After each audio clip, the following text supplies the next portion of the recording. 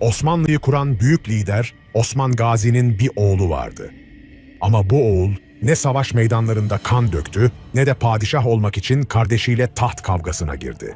Tarihin tozlu sayfalarında adı az geçen ama devleti yükselten en büyük harçlardan birisi vardı.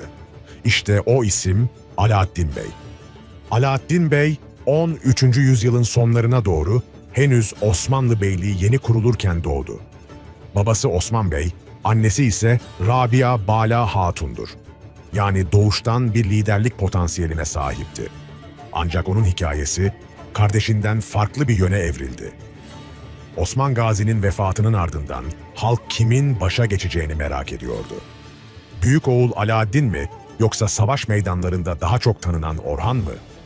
İşte o an tarihin belki de en asil davranışı yaşandı. Alaaddin Bey tahtı kardeşi Orhan'a kendi eliyle bıraktı. Ne bir isyan, ne bir kin.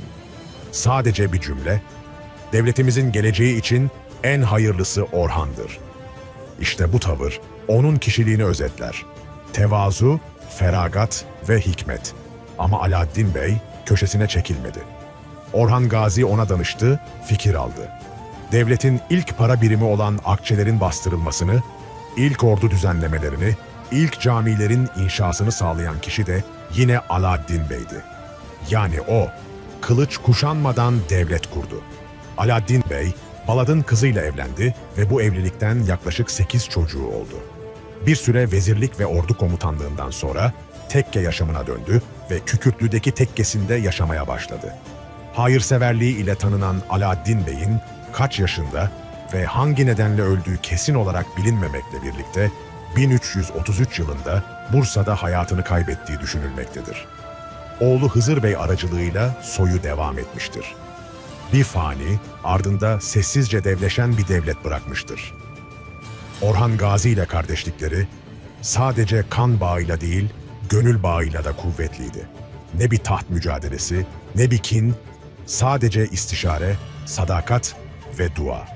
Bazı insanlar vardır, adı tarihte çok anılmaz ama dualarda hep yaşar. Alaaddin Bey işte onlardan biri.